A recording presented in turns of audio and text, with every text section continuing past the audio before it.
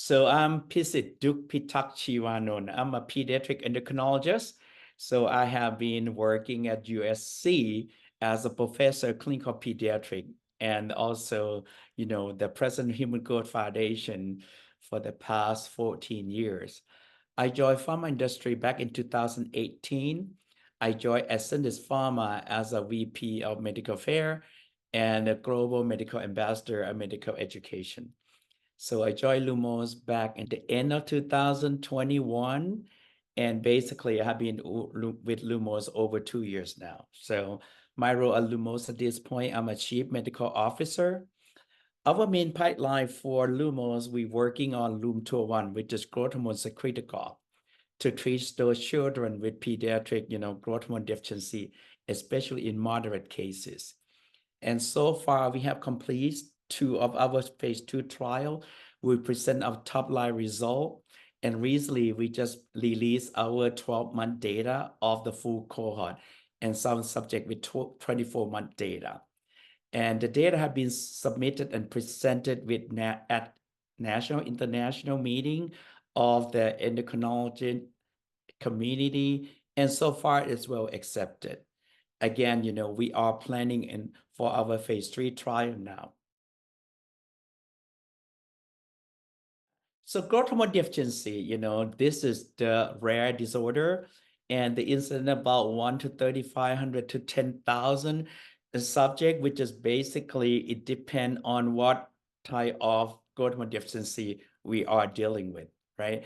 In general, patients present with short stature is a very common presenting sign symptoms. However, in some of severe cases, the children can present at birth with hypoglycemia and convulsion. But again, that's more severe cases, which is usually associated with anatomic abnormality, gene defect. Again, that is kind of like a little bit rare compared to the other. In population, we study in LUM-201, we look at moderate cases, which is, again, the onset of the disease a bit later. And those patients usually present only short stature, no other severe symptoms. And again, children usually recognize when they're in a school age. It could be kindergarten as early as that age, and most likely as a school age group. Usually they came to see us with poor growth and short compared to the family height. And also when you look at the blood test, they have low IGF-1, low IGF-BP3, and delayed bone age. And again, majority of those children would basically refer from pediatrician to endocrinologist, and they need to go multiple blood tests in order to make diagnosis. One of those we call growth hormone stimulation test. So again, in our study, the peak of the growth hormone stimulation test need to be between 3 to 10 nanogram per deciliter to make diagnosis, and the patient potentially could be, screening into the trial. Most of those children were diagnosed PGHD, which is again stands for pediatric growth hormone deficiency. Those patients right now, the current standard of care, you either on daily growth hormone treatment until you finish final adult height. Or recently, for the past 3 or 4 years, we have a new approved long-acting growth hormone, which is a weekly injection. And so far, that's the only treatment available. And LUM-201 is a unique compared to the existing product that available commercially, because LUM-201 is oral therapy. You give once a day. And again, we're very pleased that, our outcome of the phase 2 result, very promising. So we've planned for phase 3 at this point. One thing to really understand the poster, you need to understand the physiology of LUM-201. The unique of LUM-201 is different than exogenous growth hormone injection, right? So LUM-201 is not growth hormone, it's a growth hormone secretagogue. You stimulate your body to secrete your own endogenous growth hormone. Again, that's a difference.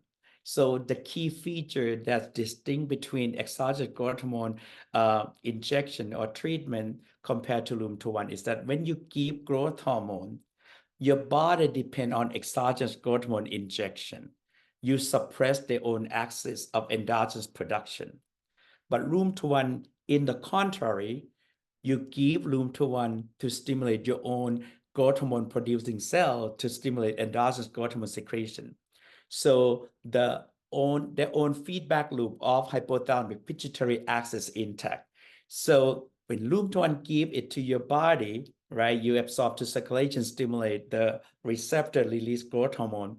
Your body regulate the growth hormone secretion and IGF-1 within normal range, which is, again, that's different than exogenous growth hormone, which is usually when you give such a high dose of the growth hormone, you pretty much have increased supraphysiologic level of growth hormone and IGF-1, which is the big, huge difference. Now, when we did our phase 2 data, those patients, by the way, in order for patient to enroll into our phase 2 study, the patient need to demonstrate that they can generate their own growth hormone with the treatment with LUM-201. So we screening them by giving a single dose test of LUM-201. The baseline need to be greater than 30 nanogram per deciliter with the 1 hour peak growth hormone after single dose LUM-201. The peak need to be above 5. That suggests they have intact somatotrope, which is the cell secret growth hormone, in order the patient potentially could benefit from LUM-201 therapy. So what LUM-201 does is pretty much that increased pulsatility, that basically the pattern of growth hormone secretion endogenously. Again, in our late breaking study, we want to look at is the pattern of pulsatility make a difference in the response in those patients treated with LUM-201.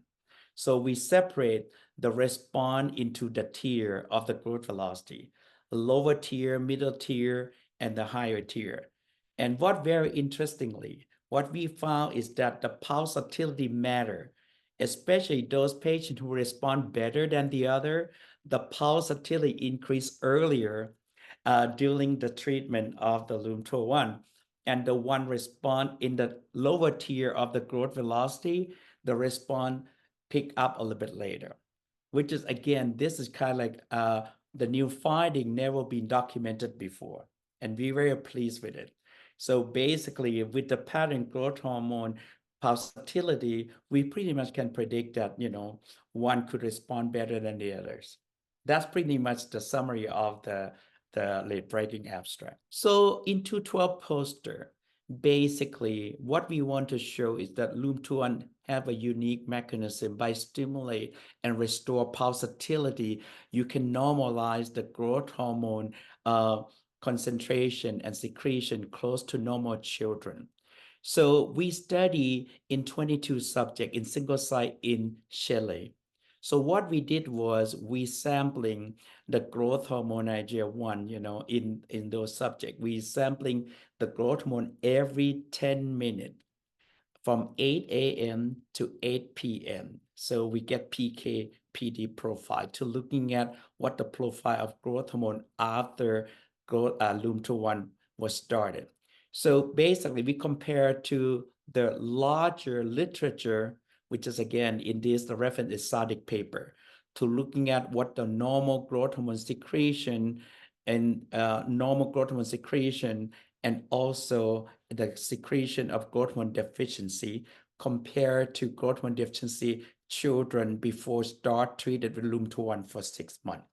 Very interestingly, when you look at the baseline growth hormone deficiency, growth hormone secretion profile in SADC paper, pretty comparable to the growth hormone deficiency in our cohort in Chile, 22 subjects. After treatment with LUM-201 for 6 months, the growth hormone secretion pretty much that normalized, comparable to the normal growth hormone secretion in children that published by SADC paper as well. This is a very, very important. And you compare those secretion concentration to exogenous growth hormone, it's about 20% of the exogenous growth hormone. So basically 5 times less. But why this is very important? What's very important is that because the growth velocity of LUM-201 pretty comparable to daily growth hormone injection. So with the lower amount of growth hormone concentration to achieve comparable growth velocity. That suggests the growth hormone secretion stimulated by LUM-201 is more effective in promoting growth. And to me, that's outstanding, right? So again, when you can really generate the lower amount concentration, but can promote a comparable growth.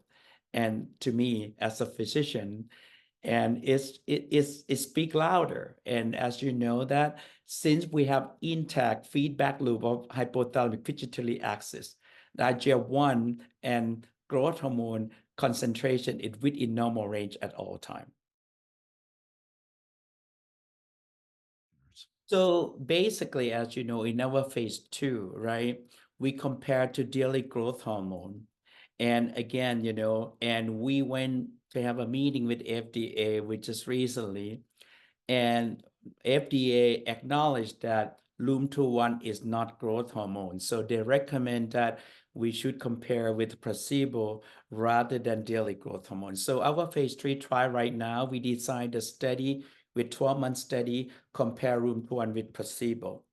And the plan is that, we're going to study in different regions around the world, including US, and outside US, ex-US, right? And again, hopefully that, placebo-controlled trial will be able to enroll in the timeline that we expected. At this point, we're looking between 15 to 18-month enrollment. The patient usually on study for 12 months. And again, we already releasing the plan that we plan to study approximately 150 subjects, with 100 subjects in the LUM-201 arm and 50 subjects in placebo arm. What I want to point it out is very important. This is novel mechanism that never been published or reported before. LUM-201 is a drug developed 40 years ago with Merck and generated multiple studies. However, those never been published. So this is going to be the first pretty much novel therapy for PGHD. Why is very important? I am a pediatric endocrinologist by training. I have been seeing patients for the past 25 years. We know it's an obstacle because we can only offer injection to those children. And now is the time that we potentially can offer oral therapy that show comparable growth velocity to daily injection. And again, that is a really breakthrough therapy that could benefit pediatric endocrine community and this patient population. And again, hopefully when the phase 3 trial complete, the drug on the market, we expect that, potentially majority of those patients will be able to benefit from this therapy. And we can offer it to all patients around the world.